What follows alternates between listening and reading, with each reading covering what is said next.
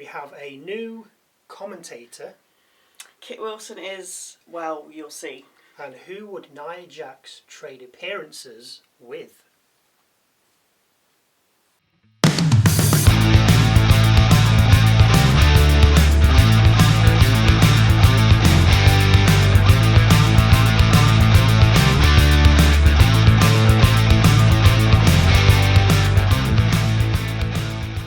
Hello, welcome to Wrestle MSX. I'm Michael. I'm Sally. And we begin with Michael Cole heading backstage to interview Brock Lesnar. Only as he gets to the rampway, he's greeted by Brock's entrance music, with the man himself then heading out. He scoops up Cole, dumps him in the ring, and then threatens violence. Corey Graves enters the ring for the save, but to no avail, as he's F5'd. Lesnar then grabs the camera and warns Cena it's D-Day tomorrow and he's coming for blood. He leaves the ring, trashes the hydration station, and then re-enters the ring to give Graves another F5. Lesnar then finally leaves the ring and heads up the rampway. Oh dear. After the break, we see Lesnar in the back confronting Paul Heyman, saying that they should talk, before he heads off back to Suplex City, with Nick Aldis then entering shot. Aldis tells Heyman, flanked by Reed and Breaker, that he doesn't need any more problems tonight, as he looks to get Rhodes and McIntyre to sign their contract for tomorrow evening's match. Heyman replies by saying you've misread him. He just wants to broker a peace between the Usos and Bronson. Aldis tells him the Usos aren't here, with Heyman then heading off. We join Cole back at ringside looking dishevelled, saying if that's what Cena has to face tomorrow night, then he's not sure John has the answers. So back to the wrestling, and first match of the night, Charlotte Flair and Alexa Bliss versus Chelsea Green and Alba Fyre for the WWE Women's Tag Team titles. After being slammed headfirst into the ring post by Fyre, Bliss is looking out of it, but as we come back from the break, we find Bliss DDTing Green and Cole with a new commentator. The Miz has joined Cole as we see Bliss try and tag out, only for Fyre to pull Flair out the way and the tag miss. Green takes advantage but misses a spear, with Fyre tagging in only for Bliss to reach Flair. Flair then takes out both Fyre and Green, with Flair then looking for the top rope. As she gets there, she's stopped by Green, which allows Fyre to tag out. Green and Fyre then hit consecutive moves and cover Flair, with Bliss making the save on 2. Green and Fyre then look for a double suplex on Bliss, but Flair chop blocks the pair, allowing Bliss and Flair to hit twin natural selections, and Flair to then cover Green for the 1, 2, 3, as if it was going to go any other way anyway. Backstage, we see B-Fab giving the Street Profits a pep talk, telling them they need to get back to what's good for the Street Profits if they want tag gold again. She's then interrupted by Meechin, who says that she and B-Fab need to go and talk to Aldis about a tag match next week.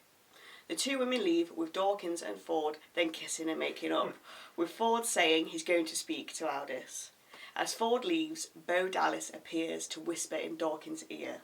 As he spews his poison, Ford comes back and pins Dallas against the wall, asking what he's trying to prove. Dallas says he's here to guide lost souls and laughs, with Rowan then blindsiding the Profits and taking the pair out. I wonder if that'll be a tag. Dallas and Rowan against, well, Uncle Howdy and Rowan. Yeah, I mean, why not? Why not have them two tag in? Anyway, backstage, we then see R-Truth telling, or rather explaining to Berto and Angel how to download the ESPN app, as well as other various ways they can watch WrestlePalooza tomorrow night before our next match, which is Fraxiom against, well, it never happens as Bronson storm the ring and take out the pair. Heyman then enters the ring and badmouths the Usos, but as he does, Fraxiom regroup and land twin drop kicks to Bronson from the top rope. After diving out of the ring at the pair twice, Nick Aldis heads out and makes a match between the two tag teams. We hit a break, come back and see Breaker clothesline Axiom out of his boots after running the ropes, with Reed then coming in and landing a senton. Fraxiom mount a comeback, with Fraser finally taking down Reed and landing a frog splash into cover, but only for 2.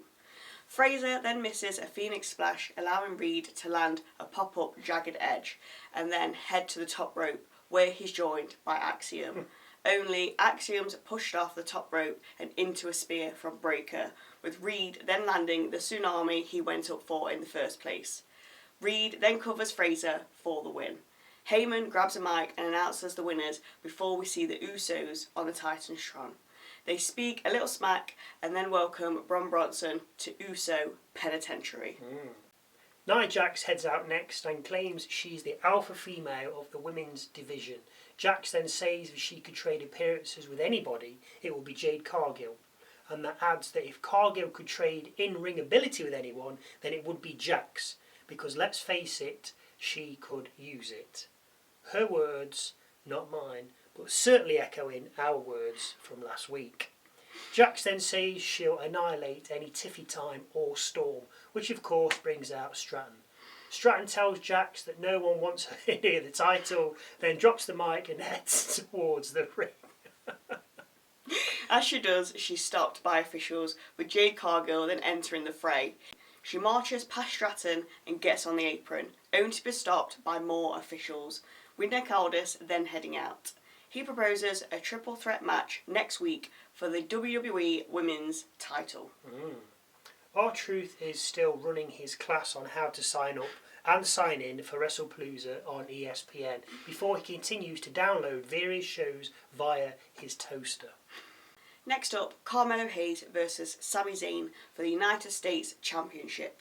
Hayes has the opening and continues after the break, even covering for two after a leg drop. A clothesline, double axe handle, mounted punches and tornado DDT bringing Sami back in, getting him a 2-count cover, with the pair then exchanging standing switches until Hayes catches Zayn with a knee to the face. Hayes goes for a splash, but Zayn gets the knees up and looks for a haluva kick, only Hayes hits him with a super kick which leaves both men down. Back from the break, Hayes fights out of an attempted exploder, DDT Zayn on the apron, and then follows up with a splash and cover, but again only for two.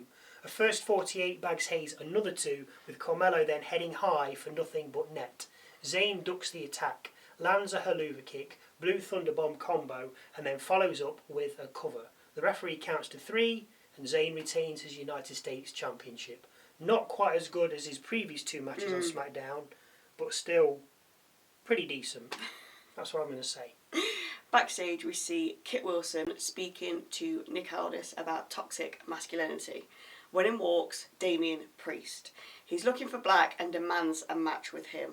Wilson then continues his rant and calls Priest toxic, which ends up with Wilson being put through a wall by the Punisher. Priest then again demands a match with Black. I can't help but feel that this was a slight metaphor. After the break, we get part 2 of a retrospective look at Cena and Lesnar's careers.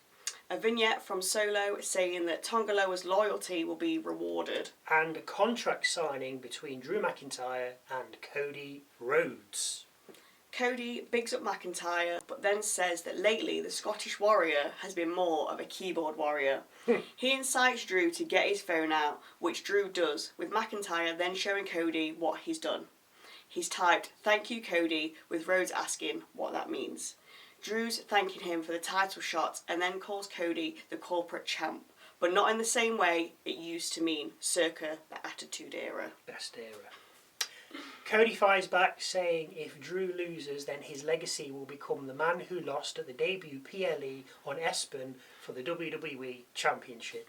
The pair then sign the contract with McIntyre then headbutting Rhodes. Rhodes rolls out the ring in front of the announcer's desk, with Drew then lining up a Claymore.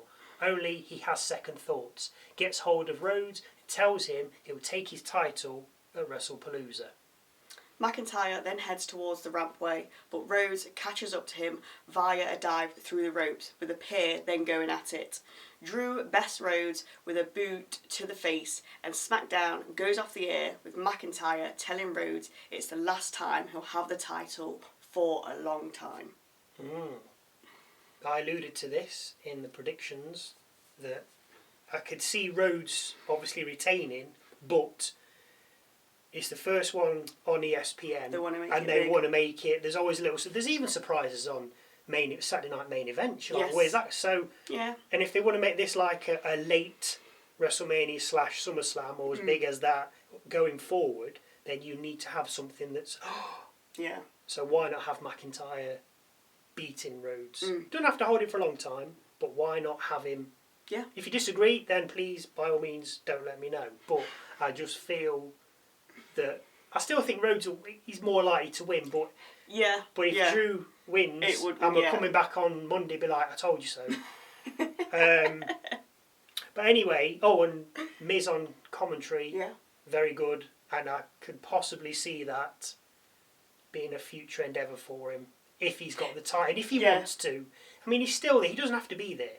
He's got the money. Oh yeah. He has no. He doesn't. He's not going to be getting no headlining, no main events anymore. No. He doesn't have to be there, but he is there. He clearly wants to do something. Let him be on comms. I think he'd be excellent at it. Yeah. Anyway, Michael's moment of the night. Again, this could be a match, a line, a look, a promo, something funny, interesting, serious, quirky, and or different. Something that catches my eye. Obviously, it's got to wait till now at the end, because if I do it halfway through, and it's something that happens at the end, it's kind of a spoiler. So, Michael's moment of the night is, although Kit Wilson being put through a wall by Priest was good, and the tornado DDT from Zayn on Hayes, I always enjoy tornado DDT, but I think Breaker catching Axiom with a spear as he fell from the top rope has best the lot. It looked good, but it's the timing. Yeah. It's the push from Reed for Axiom to fall, turn around, and then Breaker to clobber him one. Excellent. Excellent. Any thoughts or views that you'd like to share, please feel free to pop them in the comment section down below. And don't forget to go and check out our musings video with thoughts and opinions on the last week of WWE. A new one drops every Wednesday. As always, thank you for watching. And hopefully we'll see you Sunday for WrestlePalooza.